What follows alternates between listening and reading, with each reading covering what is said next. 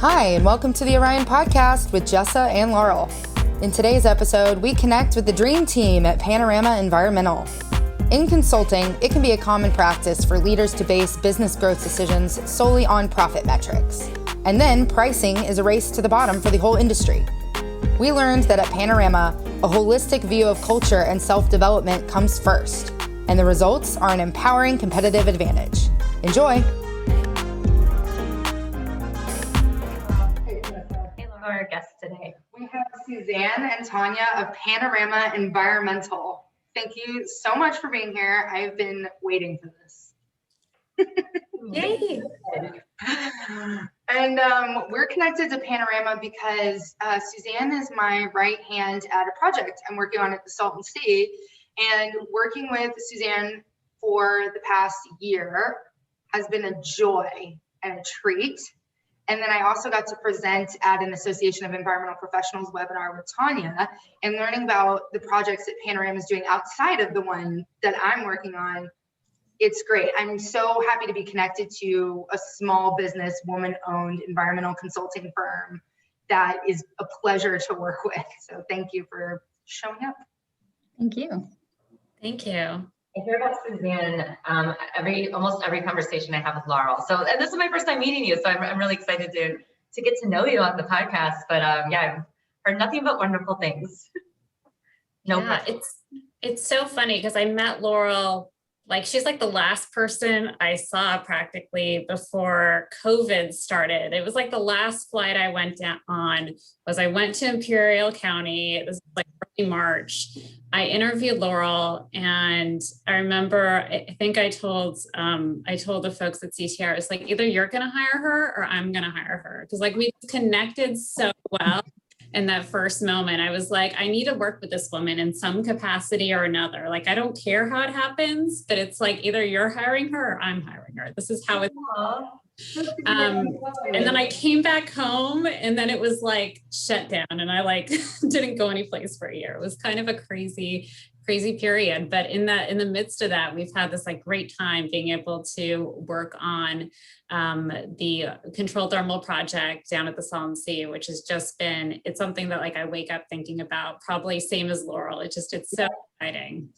It is so exciting. And I will say, I hugged you in my interview, and I was like, was that appropriate?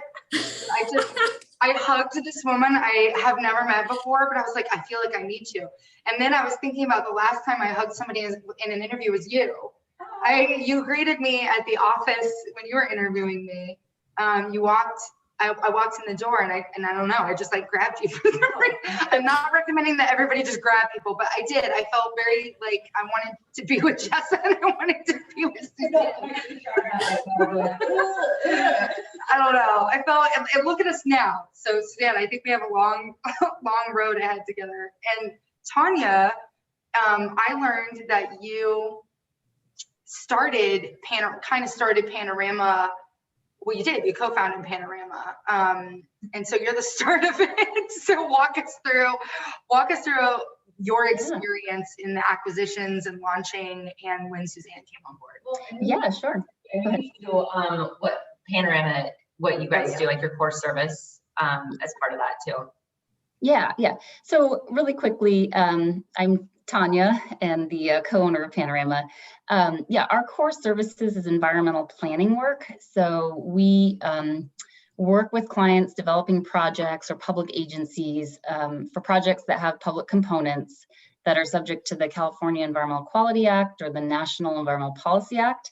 And what that process is basically looking at projects, seeing how the project as it's being designed meets laws, requirements, Clean Water Act, Clean Air Act, Endangered Species Act, presenting analysis of the project's impacts, and then defining mitigation. And it's a really involved process. It can be, depending on the size of the project. It can span a couple of years, but it's really being integrated at the early stages of a project in the design and the entitlement process. And usually we start ideally right at the inception of a project, and then we're there through the construction of that project or the implementation of the project.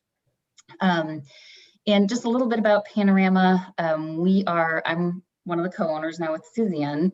I am one of the founding principals. I started in this field in 2001, about 20 years ago now. It's hard to believe.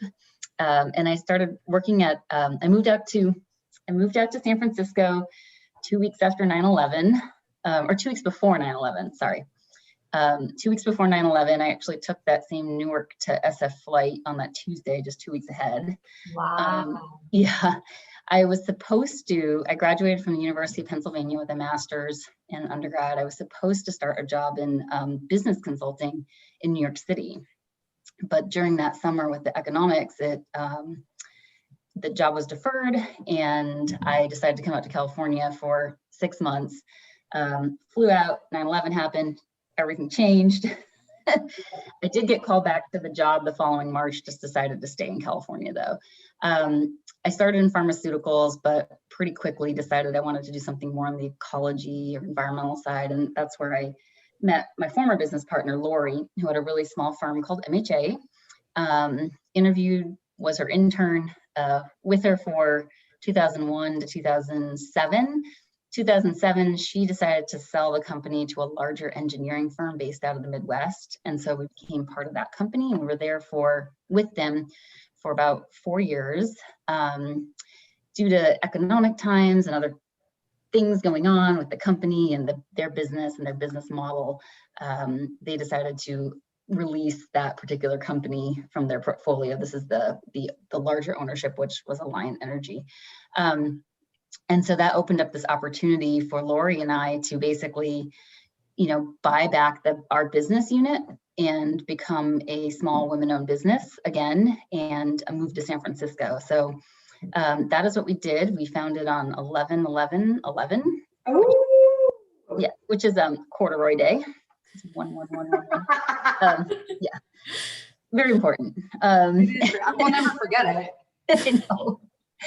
I know. And I came up with the name Corduroy Day on your anniversary. Corduroy Day, yeah. Well, my wedding is Halloween, so I try to make it memorable, my wedding anniversary. I came up with the name Panorama based on one of my really good friends lives on the top of Twin Peaks. And if you drive up the backside there's this road, Panorama, I think it's Boulevard. And I don't even know, but I know it's Panorama. And I just thought, hey, what a great name. Like, the idea is this sort of big picture view while it still has this kind of aesthetic and environmental, connotation. And so it's just like, that is the name. But we started Panorama. We again, it was a asset purchase, not like a straight up startup.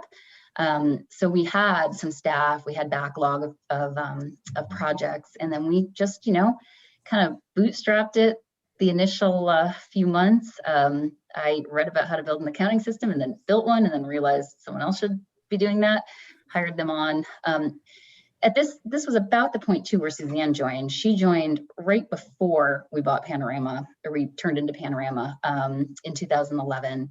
And, she was working with a client that I was also working with, and that client on a geothermal project, Susanne had told him she wanted to move to the Bay Area.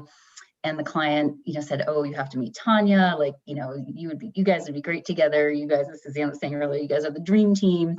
And we met, and it was instant, like, we have to hire her.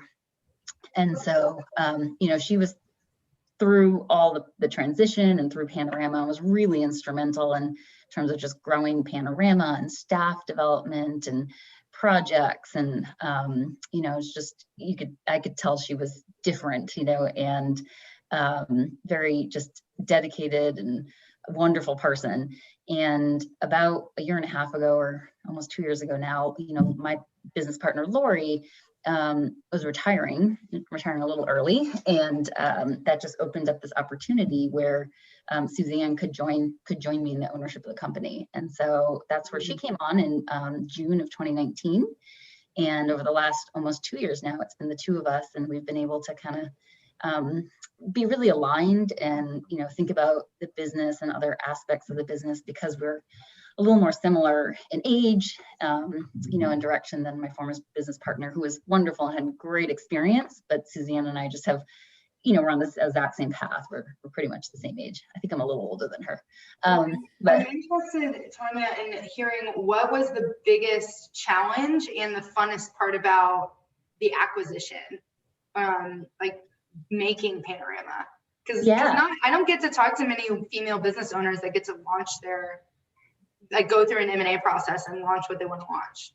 Yeah. So I think one of the challenges was we had no time. So, the previous company wanted to divest and sell us. And this all happened between, I think, literally Halloween and New Year's of 2011 to 2011. And it was Halloween when I think we were supposed to have this lease with this company. We're supposed to get a new office lease, and they called me up because it was my anniversary and we were at a show. And I remember getting that call, and they just said, the lease is not happening. And I was like, oh my God, something's going on. And then it all kind of unfolded that, they needed to divest our group, and, they wanted to sell us to a particular company, but it turned out there was a conflict in our projects with that company who was going to buy us. And that's when I just saw, the exciting part was I saw the opportunity and was like, Lori, let's buy this back, and we can do what we want. And, they kind of, they're stuck at this point, a little bit, right? Like, we can offer a solution for everyone here that works well for us and them too, at the company at RMT.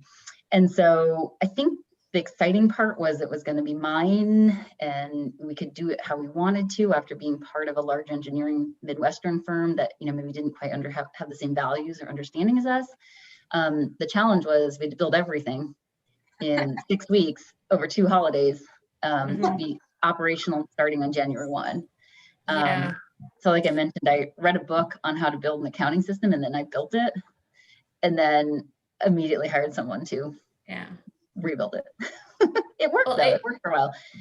It was just very bootstrap in the beginning. We were actually squatting in a lease. I love that. What a story. They were kind of slum landlords at the time. I don't know what the ownership is now, but it was in San Mateo.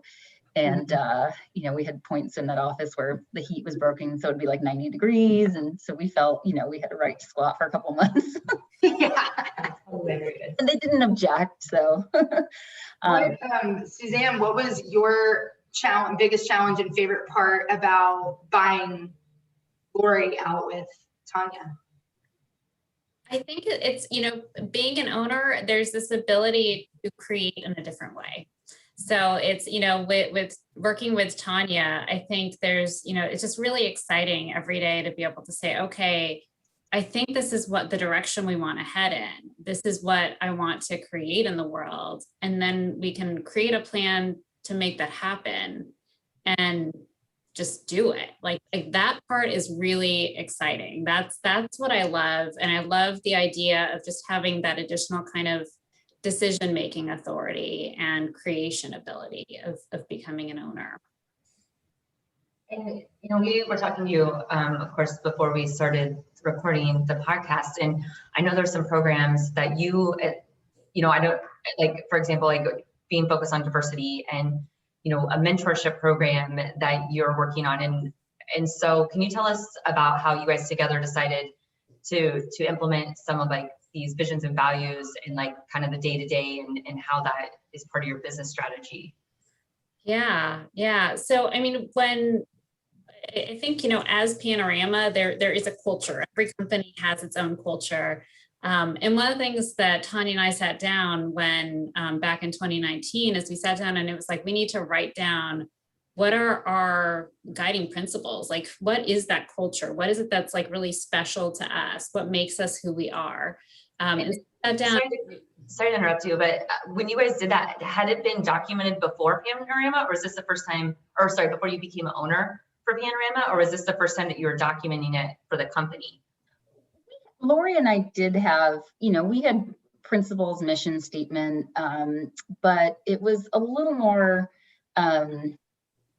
status quo kind of approach to it, I think. We were always envisioning, some version of growth and, the types of projects and clients. And, but, I think Susanne and I maybe thought a little bit more, just took a little different perspective. And again, maybe that came from the fact that our career paths are more aligned, of looking at, we're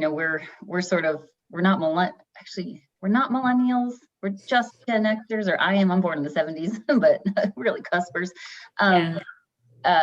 But, just starting to think about more people focused, and, our work is our people, and what does that mean? And how big do you need to be? Is the ultimate goal money? Is the ultimate goal good projects? Is there some in between? And that was really the driving force of thinking about we're nothing without our people as well, right? And trying to put that forward.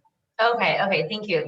I'm sorry, Susanne, to cut you off too, but I was just wondering if it's because Laurel and I love this stuff, so I was curious if you had it documented before, which it sounds like, but then, which I think is so smart, is in the change of ownership, it's not just here's Susanne, this is what we're doing, and revisiting all that for you two together. So sorry if you want to continue, Right. Susanne.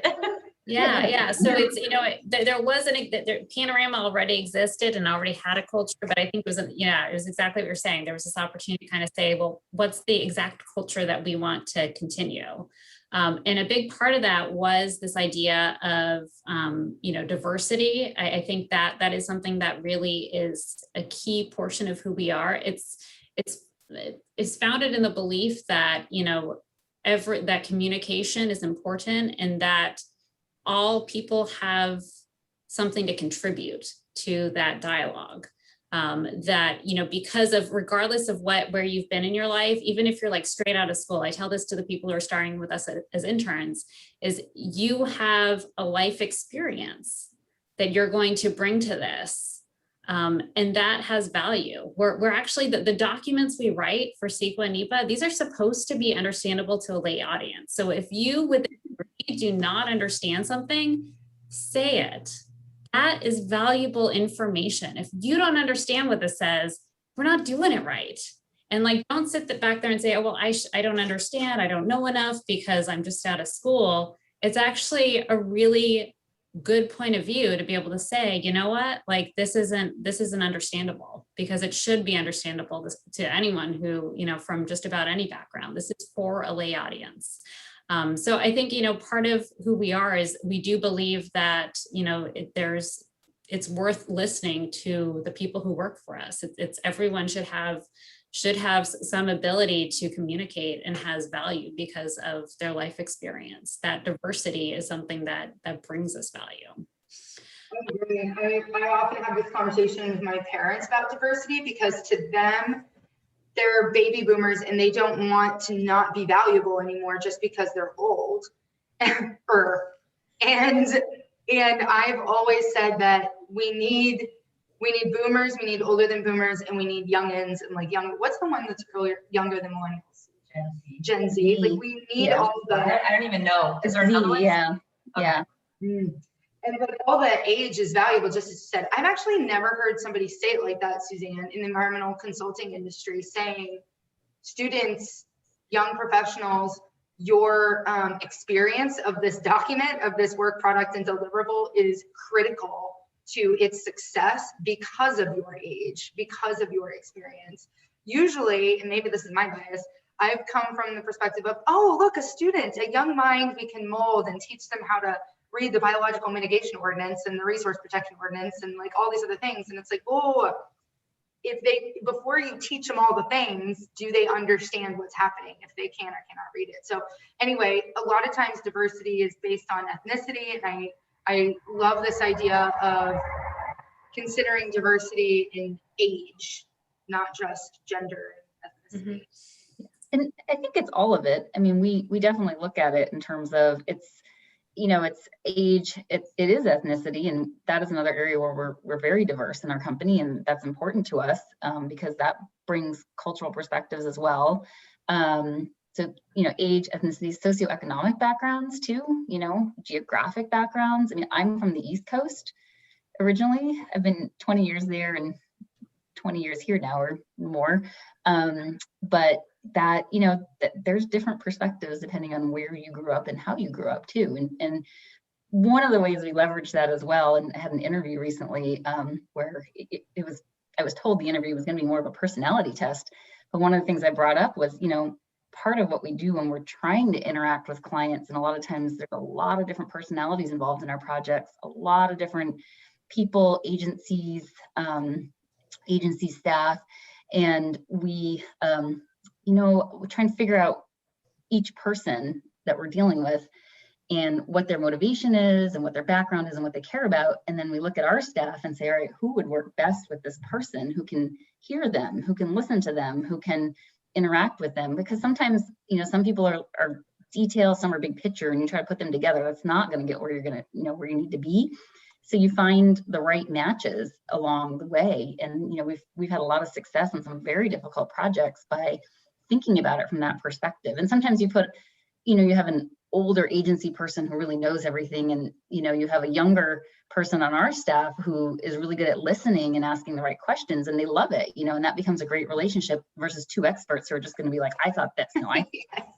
And so that is one of the conscious ways that we kind of look at the diversity, the differences in backgrounds, the differences in personalities, and how we approach our work. Mm-hmm. And obviously are so emotionally intelligent to do that. Because I think it's such a skill that I think is lost on people to be able to read people like that and understand it. And, doing the person, we have this, we'll talk to you guys about this later, but we've had on our podcast twice now, this other company, and they specialize in doing personality tests and coaching companies for it. Yeah. And so it becomes so objective, where it just makes sense when it's on paper, but then it's also there's always this subjective part of it. And so being able to see these people and understand the listener and the talker, and the people are just both going to sit there and not ask any questions. And it's just so, I just want to highlight that it's very emotionally intelligent and aware. And as leaders, it's such a critical skill that how do you say that? You can put all these credentials and projects and all these things on your resume, but your special sauce is this type of leadership. Mm-hmm. I'm a developer. I'm at a company with different personalities, and I inherited Susanne. Luckily, it worked out. But I love the idea of coming to Panorama as a developer, I don't know, making an affordable housing project in downtown LA or something, and coming to Panorama, and you guys are like, okay, let me see who on my staff would best relate with this type of developer. I don't think that is done very often. I think what they do is go, whose utilization rate is low, who has a very low billing rate, and who needs more work and is technically qualified but could use this as a learning experience, the cheapest labor possible. And that doesn't work. Not always, no. I just think you have a different model. We do have a different model. Yeah, we definitely have a different business model. And I think, while we are women who are empowered and want to grow this business and want to see the business be successful, we're really motivated by seeing the growth of our employees. And we're really motivated to do great work, making sure that our work is great and always that our clients are really happy. That is what's most important to us. We're not going to go and take on more projects than we can do at that level where we're just going to be exceptional. It's that's kind of where we want to live, is always being exceptional. And so it's a more kind of paced growth to make sure we can always do that. And it really relies on our employees being able to expand. So we've created a foundation where it's really built on our employees being able to grow so that the company grows. So as they are able to take on more and do more, and that's how the company is able to continue to do the great work it does for more people. And what's one way that you support the employees growing and developing themselves? So we have an established mentor program where employees meet with their mentor 4 times a year. We started doing that because there's so much anxiety that gets built up over this annual review process where it's you sit down, it's have you met your performance objectives for the year? And it's you haven't talked to the person in 12 months. And now it's your whole job is relying on this performance review. And that's not what we wanted to create. What we wanted to create was, we just want our employees to be successful because that's our shared success. So like, we really want them to be successful. So how do we do that? We kind of went back to, well, let's make this more frequent. We'll do quarterly mentoring meetings. And at those meetings, we have goal setting. And part of that goal setting, it's both professional and personal, because we believe that people are, we are people, we're not robots. And we need to balance all aspects of our life so that we can do our best work every day. So it's through this quarterly mentoring process that we're able to help our staff develop and grow, so that they can then go to meet their not just 1-year goal, but we also look at 5-year and long-term goals. Where do you want to be in 5 years, and how do we help you get there? So we have a roadmap for everyone in the company. And where does Panorama want to be in 5 years as a family? Well, do you want to answer that, Tanya, or should I jump in? Yeah, I mean, you can jump in too. So, I think, and Susanne and I, this is something that we revisit every time we meet, because we also, as an S corporation and, some of the business side of things, we still have to have our shareholder meetings and all of that, and business planning and strategic planning. And so it's something that we talked about, and it's open to some evolution, but, we don't think that we want to become a big, 100+ firm. I think we like the idea of staying in the smaller realm. There's very few firms that have stayed. Most, reach a certain point that are smaller women owned, and they sell to some bigger company, right? And so, in the 5-10 year range, 15-year range, I mean, I think our goals are really to expand Panorama to some degree, but not to become to a point that would be a large firm. I think that we're looking at strategies of where we can be unique and different. Our field is pretty saturated at this point. I mean, the consultants are, sometimes it feels like we're a commodity, not, some like wonderful strategic partner, but, we try to bill ourselves as this wonderful strategic partner.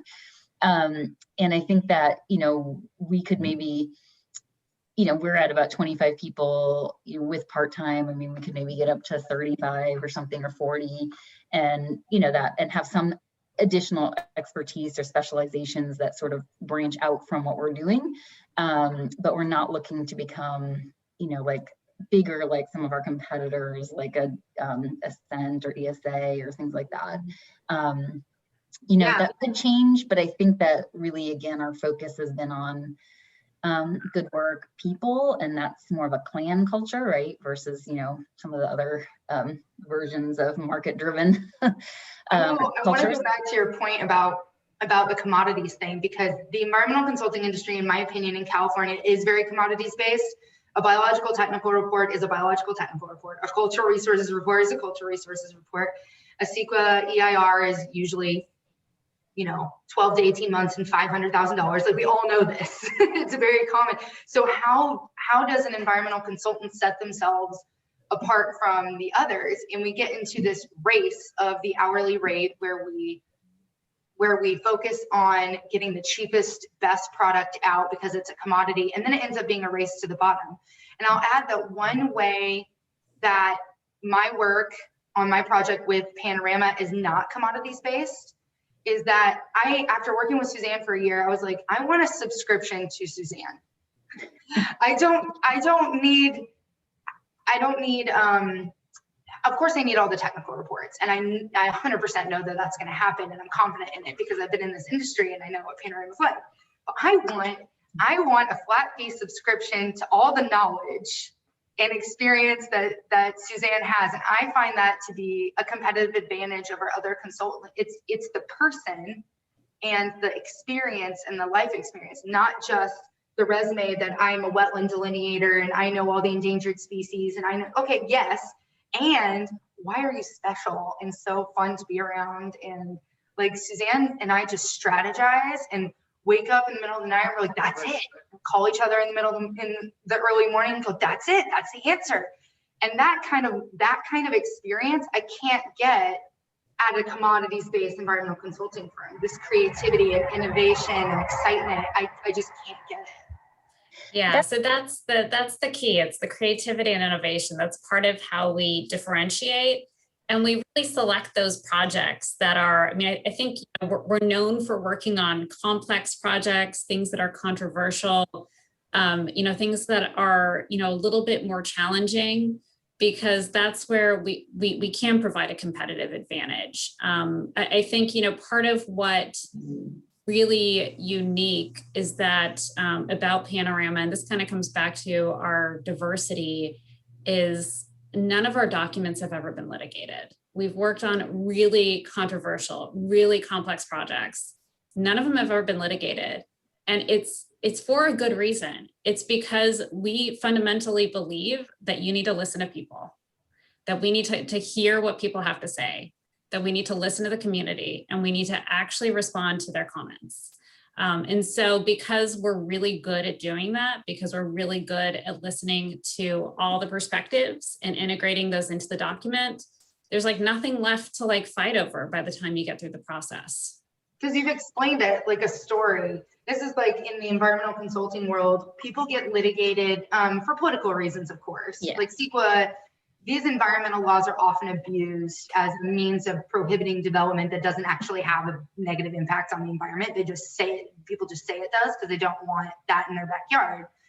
But if you engage a group of human beings that can listen to other human beings and consciously address it in a beautiful story that explains it and doesn't leave anything out, doesn't leave anything, I honestly think that people, when they read environmental documents, they're scared because they don't know what they're reading. It doesn't make sense. And they're like, should I know? Oh my God, I'm such an idiot. And then they'll see something and they're like, oh my God, like it's gonna be bad. And I think that you're kind of in the business of calming everybody down and getting away from the fear-based mentality and getting them on the right track and getting back to diversity. I think the only way you can do that is by having a high level of diversity in age, ethnicity, experience, and culture, so that you can see a problem from all and not leave it out. If you leave something out, you're doomed. I think one of the what I build this as when I try to market us, because it is hard, and that whole commodity base, I mean, that goes against it becomes really challenging because it's low cost. Low cost means we can't pay our employees as much, which is then like affected the quality and what they stay with you, and there's lots of switching. And so it is a tough place to be. But one of the things that I, try to bill us out as is strategic environmental planners. Like there's task consultants, but I say, we are like strategic consultants, not, just environmental consultants. And that is one of the ways. But the problem with that is, the clients do need to get to know you, because everyone tries to say that versus the actual experience. And so, a lot of, in the world we're in, a lot of the work that we do ends up coming through relationships. And, that is something also when we're talking about employees that we've recently, tried to train and, teach our employees is give them responsibility to start to continue, to build those relationships and to bring work in, because they get their own ownership of it. They have this pride in what they're doing that continues to grow as you build those relationships and you win work and you get to manage that work and lead that and take the direction and be the strategic advisor. So that is something else that we've, been trying to institute in our company is getting everyone to be kind of, seller doers, but not for the sake of bringing in more money, but for the sake of building the professional and letting them, have their autonomy. Because we do find that, what people really want is to do a good job and, to be financially secure, and then to kind of feel like they matter and that, they have autonomy in their work and that we trust them and that they can do good work and that the clients are, responding to them, not just, doing tasks for Susanne and I. Mm-hmm. Yeah, that reminds me of kind of there's all these studies out there. I don't remember them specifically. Don't worry, I'll still talk about it. Is that it means more to someone for their boss to say, thank you, good job, than it does for like a bonus. I mean, obviously there's certain levels of that I'm sure it varies, but it can mean as much or be as impactful by just taking the time to do that. And I think too, what you guys are doing with the quarterly mentor sessions, I love. And I love the idea of having that dialogue of, well, what do you want to do? What's important to you? And fostering an environment for that. And and kind of, as I'm talking, I had a question when you were saying that is, have you ever experienced in one of these meetings or where someone wants to do something that doesn't align with the future of your company? And, maybe being like, okay, well, this isn't what we're going to do at Panorama, but we'll help you get there. So, maybe it's a year or two, they stay with you, or 3 years.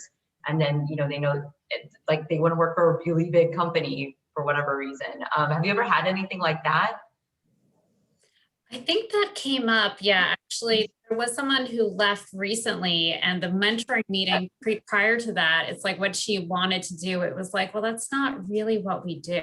And then she kind of found a way out. So it was, it was kind of like, okay, that, that's in better alignment with, her life goals, which is great. Because it's like, part of what I think makes us so effective, we're like, I feel like we are just this really efficient team that works together great, is we have people who are just like, oh, they want to be here. They want to do this work. We work together as a great team, and we're really positive about the work that we do. Like there's no people don't come and aren't like totally down about what they're doing every day, because that would just drain everyone. But we show up and we're really positive about the work we're doing. And I think that's because people want to be here. And so if you don't want to be here, that's fine. You can go do something else. Go pursue your life goals. It's fine if that's not with me. I want the people whose life goals are doing what we're doing. Yeah, I totally agree with that. And I think that, like I've interviewed people and people that I talk to who are interviewing, and my encouragement is always on whichever side you're on is like, make this a conversation, because you can tell anybody whatever you want and get in the door. Or I'm like, okay, so you got the job. Now what? You may have like, I don't want to say misled, but maybe weren't true to yourself of what you wanted just to get the job. And I think, people interviewing, and I know it's like a tight market right now, but it's, you really have the power to speak up for what you want and be in alignment. And when I've interviewed people, I'm pretty blunt. I should not like have any HR responsibilities, but I'm also like, I'm like, if you could say, I'm like, this isn't going to work out for either of us if like we aren't realistic with each other about what our expectations are, because you can get the job, but in 3 months, you're going to be doing the same thing with someone else because you're going to be miserable. And so I think, having that level of transparency and these continued conversations, and, people can come into Panorama or any job thinking it's what they want. And then you're there for a couple of years. And as you have these continued conversations, you get more clarity on how you can help them grow with the company, or, go on their own path, because at some point, if they're not happy, they're not helping you either. They're not helping themselves, they're not helping you. And it doesn't do the company any good to turn a blind eye and, do this once a year with like a checklist of, okay, yeah, we check the boxes, we ask them these questions. And then meanwhile, they're disengaged, not performing, they're not personally happy, whatever. That's a whole other podcast. I want our listeners to feel empowered when they go, I keep spitting over, I'm sorry, Jessa, that was awful. I want people to feel empowered when they go into interviews to share what their personal core values and mission and objectives are in their style as it is right now, and then ask the company what are their mission, vision, values, and then see if they actually align. Like tell stories around the core value of the business and my core value and my future and how they could intertwine. And then in your mentorships on a quarterly basis or your performance, you go, how's that story going?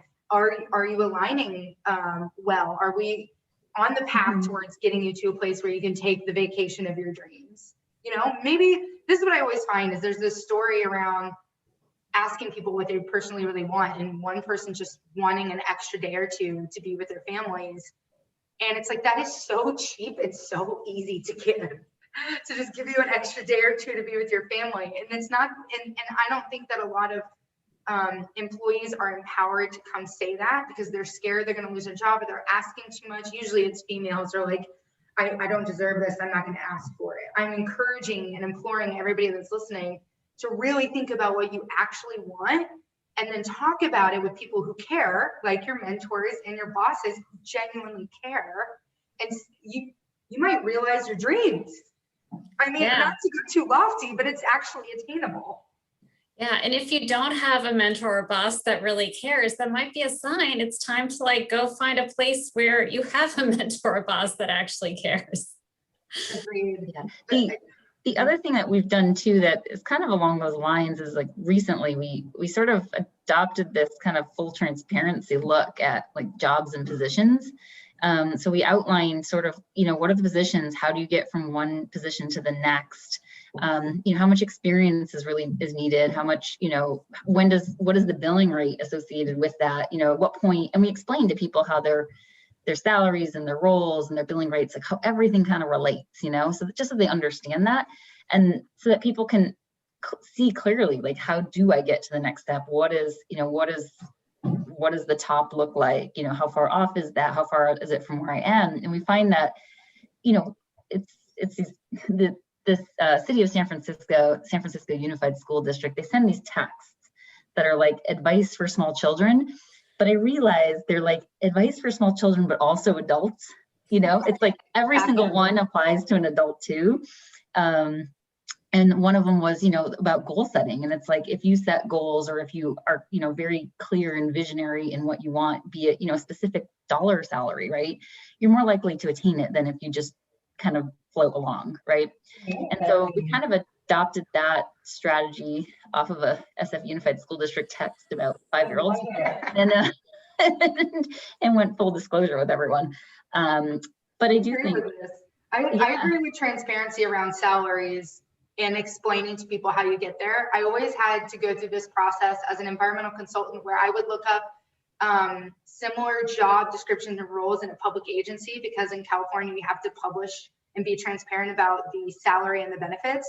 And so I would create this spreadsheet and be like, okay, here's the salaries of all the people that do what I do. And if we have X many projects and I know the company needs a multiplier of between 3 and 4 to be profitable, then if I have this amount of projects that I can create this multiplier, then I can create this salary. And so I could really get down into the details and negotiate for myself. Yeah, I do not like negotiating against Laurel when it comes to salary. But now that we're on the same team, it's like, yeah, Laurel, get out there. You want me to be your hype man. Now you're not on the other side of the table. Thank you. I appreciate your compliment. But I hope that one day, like, my dream for the future of the environmental consulting industry is that it doesn't have to be that way, where it's just more transparent and it's easier, and I don't need to go, if I put 3.32, I could get an extra $700, which might cover my health insurance payment. You know what I mean? And it's like, it's so minuscule. Yeah, I mean, there's a reality, again, to just, the nature of how these industries have evolved, and, particularly the environmental consulting industry, that, you can chip away at, make little changes, and as a small business, that is one of the things that we tried to do, kind of go against the, the sort of the standard, where, others have said, you're like actually listing like what a planner 2 makes. And, we did ranges so that there's some variability in there, and there's going to be exceptions. And, but, it's like, yeah, because I think that helps people, it takes that stress off of like trying to negotiate it. It levels the field. Fairness is super important to us, like, Yes. You shouldn't have someone who's barely working at a higher salary than someone working their butts off, and it's, it's just trying to standardize and level the playing field as well and be fair. And we feel like in the long run that should be beneficial to us. I mean, yes, you might lose some people along the way who think they can get more somewhere else, but they're going to go somewhere else, and it's going to be hard for them because if they oversell themselves or something, right?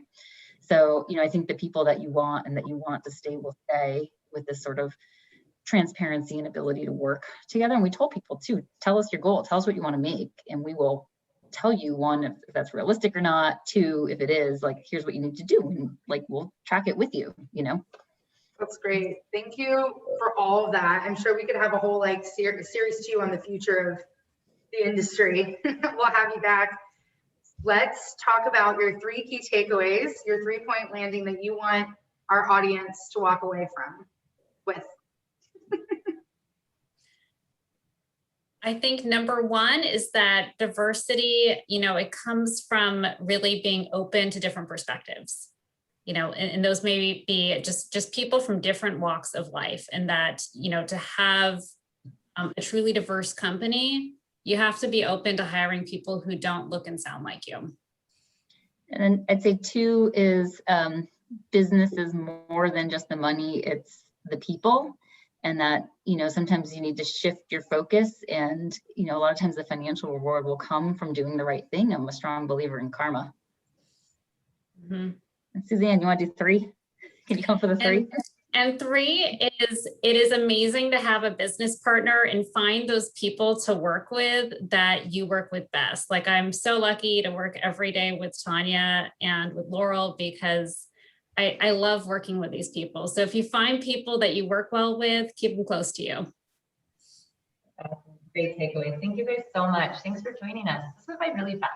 It did. Thank you for having us. Thank you. All right, so Jessica. Thank you for listening to this episode of the Orion Podcast. If you're looking for a thoughtful gift for yourself or others, shop ethical jewelry with a story at article22.com. Enjoy 10% off qualifying purchases with promo code ORION10. That's www.article22.com and code ORION10. Enjoy!